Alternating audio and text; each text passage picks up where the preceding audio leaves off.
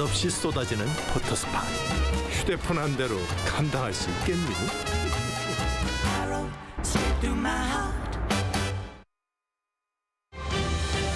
Coming up on Arirang News, North Korean leader Kim Jong-un and his Russian counterpart Vladimir Putin hold their high-stakes talks at Russia's Space Center. Kim tells Putin that the regime will work with Moscow to fight against imperialism, while Putin raises hopes for economic and security cooperation between the two. While Kim Jong-un is abroad, North Korea fires 2 short-range ballistic missiles toward the sea off its east coast, just an hour before the Kim-Putin summit.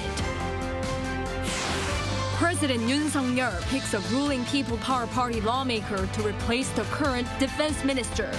This as part of a cabinet reshuffle where nominees were chosen for new defense, culture, and gender equality ministers.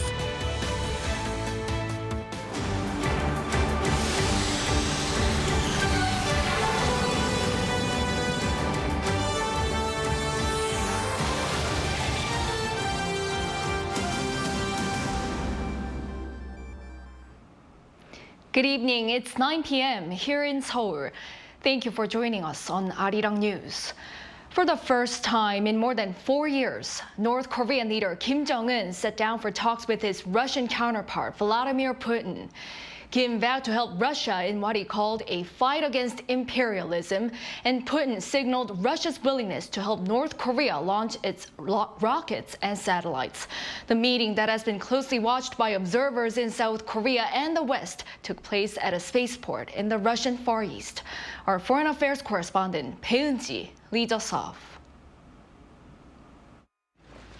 As Kim arrived at a remote space launch site in Russia's Far East, the leaders of the 2 isolated states exchanged smiles and shook hands. Putin, who's usually late to meetings with other foreign leaders, arrived at the Vostochny Cosmodrome early and waited for Kim for about 30 minutes. Since their meeting in 2019, the war in Ukraine has turned the tables, as it is Putin who's reaching out to Kim for help, with Russia completely isolated on the global stage, in need of help for more weapons. In his opening remarks, Putin thanked Kim for accepting Russia's invitation, saying they have a lot to discuss. Of course, we need to discuss the issues of economic cooperation and humanitarian issues, as well as the situation in the region. Sitting next to Putin, Kim said Russia is fighting a sacred war and stressed that his regime would fight together in the battle against imperialism. We have constantly expressed our full and unconditional support for all the decisions taken by the President and the Russian leadership. And I want to assure you that we will always be together with Russia in the fight against imperialism. The 2 leaders held talks for several hours with their ministers before holding a separate one-on-one meeting. This was followed by a lavish lunch where Kim said they held an elaborate discussion about the military and political situation on the Korean Peninsula and in Europe. On the situation in Ukraine, he assured Putin that Russia will win against evil. The Russian army and people will certainly secure a great victory in the sacred struggle for the punishment of a great evil that claims hegemony and feeds an expansionist illusion. The North Korean leader also expressed hopes that Wednesday's visit will play an important role in transforming their traditionally friendly relations into a, quote, unbreakable strategic partnership.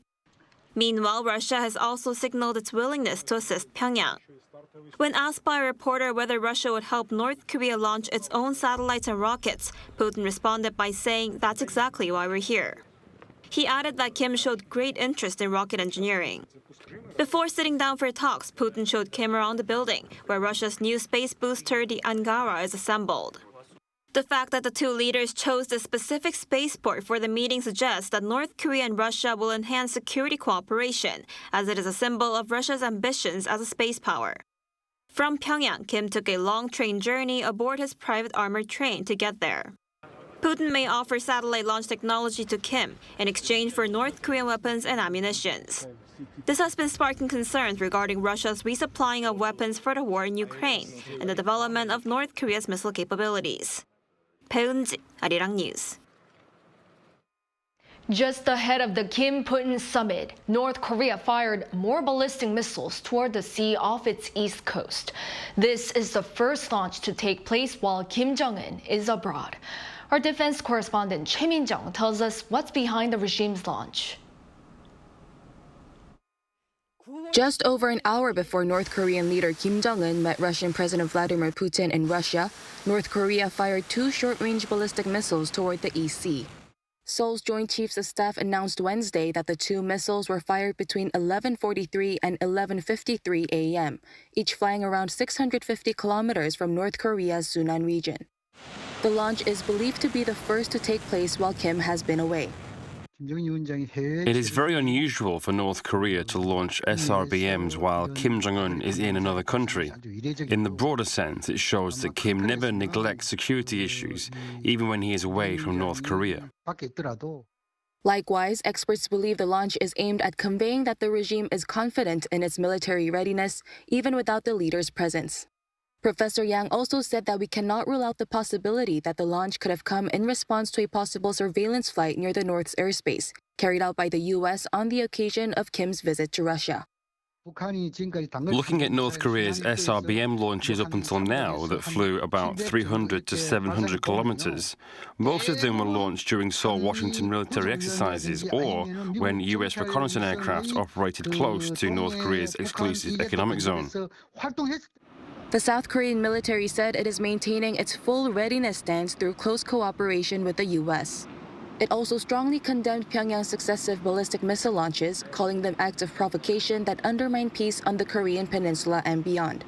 During phone talks, the top nuclear envoys of South Korea, U.S., and Japan denounced the regime's provocation, saying it is a clear violation of many UN Security Council resolutions and a serious threat to regional peace and stability. Choi Min-jung, Arirang News. Following President Yoon Suk-yeol's multilateral diplomacy at the ASEAN and G20 summits last week and growing tensions on the peninsula and around the world, especially at a time when North Korea looks to expand its collaboration with Russia, a veteran South Korean diplomat weighs in on what Seoul should do in line with its value-based diplomacy. Our Oh Soo-young had a chance to talk to him. South Korea must continue to take a principled approach to security and diplomacy as its scope of global interests expands beyond the Korean peninsula. That's according to An Oh-young, former South Korean ambassador to the United States. First, as Seoul faces a nuclear North Korea that appears to be aligning with China and Russia, An said the Camp David summit between the leaders of Seoul, Washington and Tokyo last month came at a crucial time as they forged a 3-way approach to regional and economic security and engagement with other Indo-Pacific countries. When I talk about the timing, we should be thinking about the Russian invasion of Ukraine. And then now, Chairman Kim Jong-un is coming to visit Russia. And then they talk about exchanges of arms for high technology, for missiles, for submarines, nuclear submarines, and satellites. And then what China is doing in our part of the world, in East China Sea, in South China Sea, putting them all together, this in fact is a very challenging time. Though under pressure from Beijing, An says Seoul must continue to act in line with its core values. That is to say, liberal democracy, human rights, rule of law. We, in fact, must let China understand that we, in fact, are very much interested in continuing to develop relationship with China, but we will have to do it on our own core values and on the basis of mutual respect and on the basis of mutual benefit. And I think Yoon government, President Yoon government, has been very consistent in conveying that message to China. These days, I'm under the impression that Beijing begins to understand what President Yoon's approach is to Beijing. While pushing for a trilateral summit with Tokyo and Beijing, President Yoon Suk-yeol last week pressed China to contain North Korea's weapons program and warned against military cooperation with Pyongyang ahead of Kim Jong-un's meeting with Vladimir Putin. Yoon further said unilateral actions to change the status quo in the South China Sea are unacceptable, and Russia's invasion of Ukraine is unlawful. In light of ideological divisions seen among the G20 members, Seoul's active push for global norms and cooperation has fueled talk of the Group of Seven possibly expanding to a G9.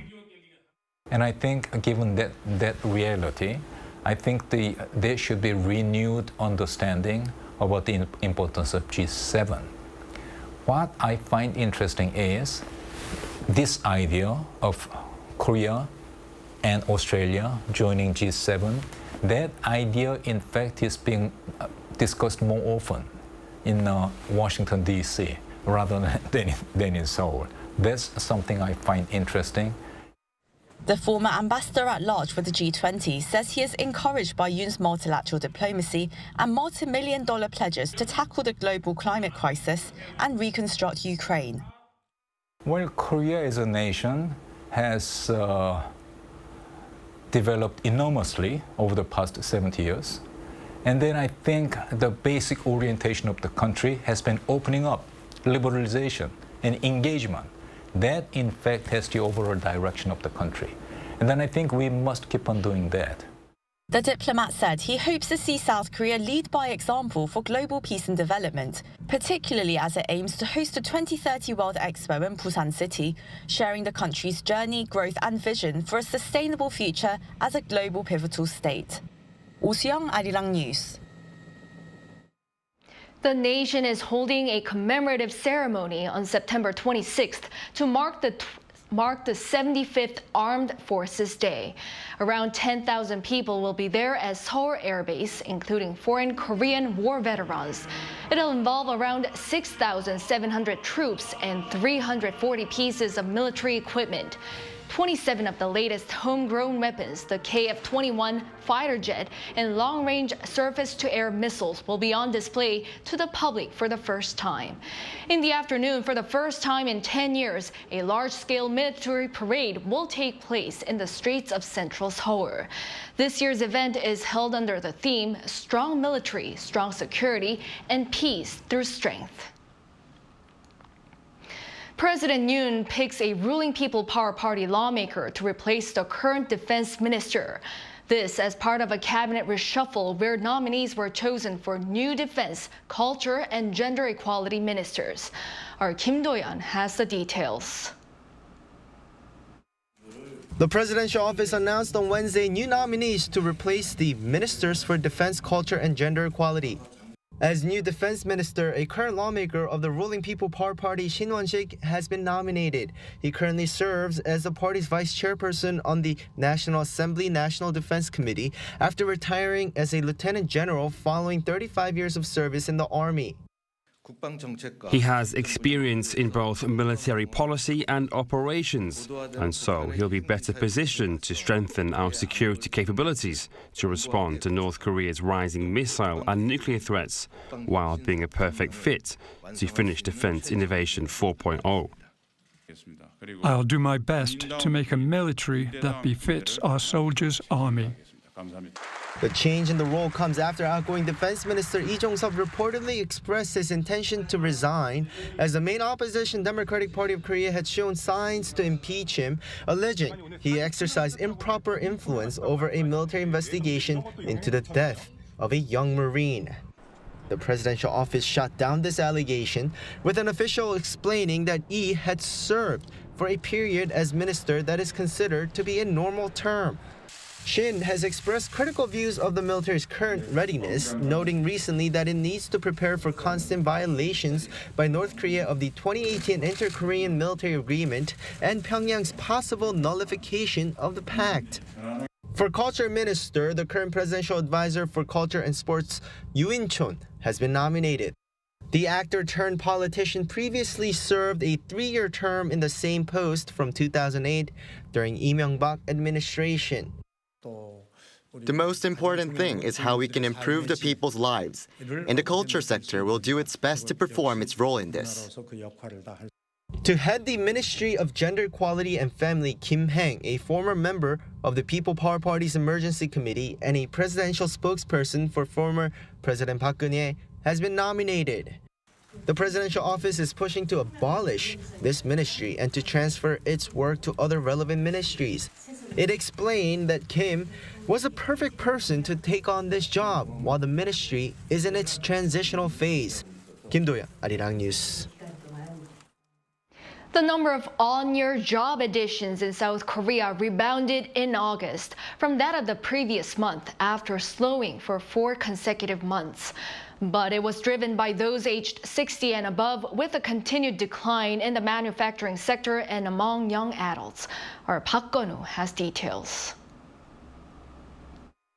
Employment figures in August saw an increase on month for the first time in 5 months. According to data released by Statistics Korea on Wednesday, around 28.67 million people were in employment last month, a jump of 268,000 on year. South Korea has seen on-year jobs increases for the past 30 months. However, on-month increases dropped each month from April to July. An official from Statistics Korea said that figures rebounded in August after heavy rain in July caused employment numbers to slip. By sector, the health and welfare industry saw the biggest increase, caused by higher welfare demands from the country's aging population. This was followed by the accommodation and restaurant sector. Manufacturing saw employment figures fall for the 8th straight month, while the wholesale and retail sectors also recorded on-year decreases. By age, the biggest on-year jump was for those aged 60 and above, with about 30,000 jobs added. However, jobs for young adults under 30 tumbled again in August, dropping for the 10th month in a row since last November. The number of workers in their 40s also fell year on year for the 14th consecutive month. And the employment rate for workers aged between 15 and 64 rose 0.7 percentage points on year to 69.6%, the highest for any month of August since records were first compiled in 1989. South Korea's total unemployment rate dropped 0.1 percentage point from last year to 2%, the lowest since June 1999. Park Gun-woo, Arirang News. South Korea, like many other countries, is aiming to go carbon neutral by 2050, with hydrogen seen as one of the most cutting-edge sources for a transition to green energy. As part of its effort to become a first mover in the hydrogen economy, South Korea hosts the world's largest hydrogen exhibition. Our Moon Hae-ryun went to find out more. Around a quarter of all carbon reduction by 2050 is predicted to be achieved through the use of hydrogen, which set the tone for this year's H2 Meet. Starting on Wednesday through to Friday, it's the biggest hydrogen-related exhibition in the world and is hosted by South Korea every year. Exhibitions like this are getting bigger and bigger every year as countries aim to go carbon neutral. This year's turnout is the biggest yet, with 280 companies from 17 countries in attendance.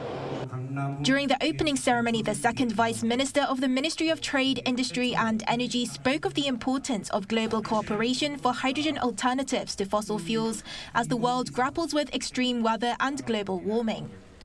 In order to build a clean, hydrogen-centered ecosystem that can contribute to greenhouse gas reduction substantially, we will establish a clean hydrogen certification system within the year and secure a stable supply chain through global cooperation.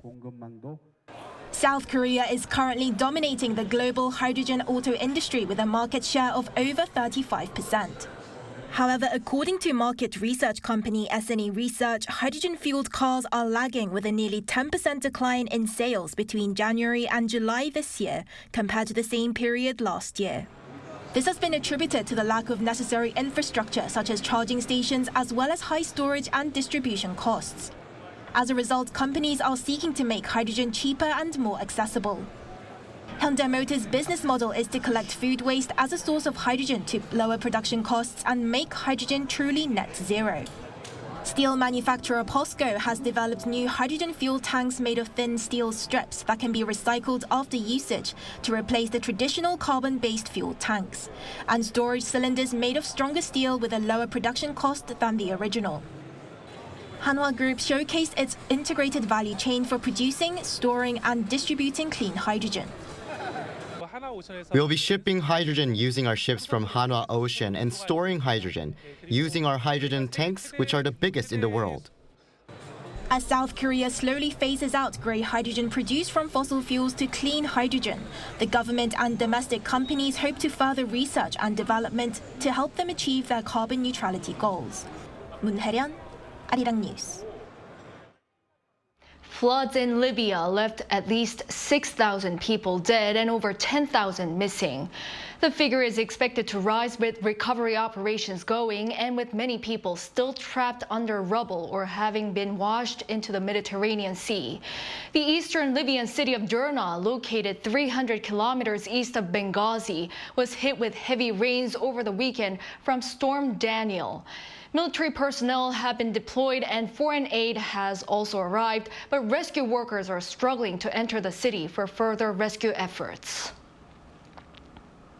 Shifting gears, K-pop stars swept awards during this year's MTV Video Music Awards, one of the biggest annual music awards in the US. BTS's Jungkook, who made his official solo debut earlier this year, won Song of the Summer, beating other contestants such as Beyoncé and Billie Eilish. Blackpink won Group of the Year and was also awarded for Best Choreography for their song Pink Venom. Boy bands TXT and Stray Kids attended the awards ceremony held in New Jersey to receive their awards and each gave a performance of their songs. TXT won the Push Performance of the Year and Stray Kids were named as winner of this year's Best K-pop. Hwarot, the traditional royal bridal gown from the Joseon dynasty, is a timeless symbol of the dynasty's grace and poise. A special exhibition showcasing the beauty of Hwarot is set to take visitors on a journey through the world of this royal dress. Our 신세벽 reports. Draped in vibrant crimson and adorned with delicate embroidery, these are the Hwarot, bridal robes worn by the women of the Joseon dynasty's royal court. They are crafted using safflower dye that's harvested in August. They are dyed numerous times, resulting in the deepest and purest shade of red. As they're meticulously embroidered in a variety of colors and elegantly finished with touches of gold. The National Palace Museum of Korea in central Seoul is holding a special exhibition starting on September 15th, showcasing various hwarots and the tools used at royal weddings during the Joseon dynasty. Featured in this exhibition are 9 hwarot pieces, 3 in Korea and 6 from American museums such as the Field Museum in Chicago and Brooklyn Museum in New York. In particular, the Hwarot from the Los Angeles County Museum of Art has recently undergone conservation treatment thanks to RM, a member of K-pop sensation BTS. RM donated 100 million Korean won, or roughly $75,000 last year, to the Overseas Korean Cultural Heritage Foundation in support of the preservation and restoration of Korea's cultural heritage abroad. The hwarot worn by Princess Bogon, the second-born daughter of King Sunjo, is also on display. It is the only surviving example where the wearer is actually known. In this exhibition, interactive touchscreen displays offer a close-up view of the beautiful embroidery, featuring motifs like phoenixes and flowers. Visitors can immerse themselves in the essential spaces of royal weddings and explore the various tools and materials used in crafting hwarot. The organizer hopes this exhibition can provide visitors with a deeper appreciation of traditional royal wedding culture. I wish visitors could gain a deeper understanding of those who wore hwarot and share meaningful moments that bridge the past to the present. The exhibition, Blooming Hwarot, Bridal Robes of the Joseon Royal Court, will run until December 15th. 신세벽, Arirang News.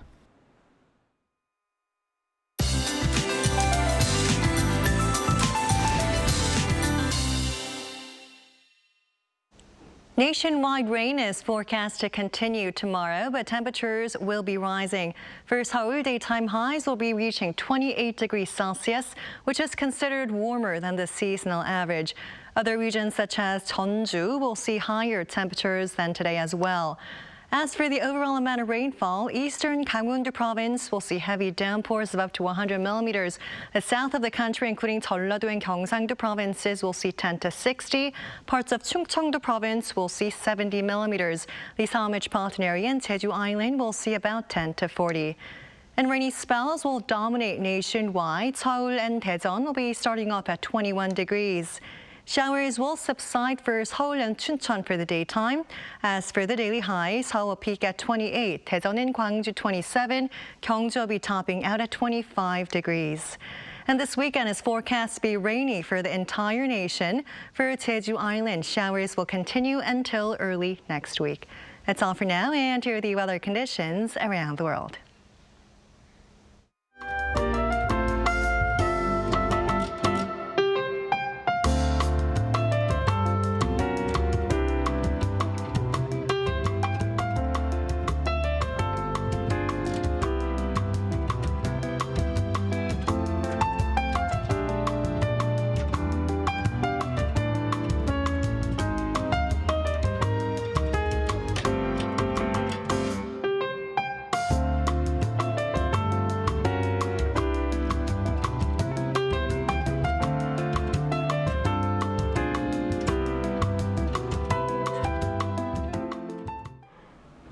This brings an end to this Wednesday night newscast. Thank you for watching. We'll be back tomorrow with the most up-to-date news. Good night.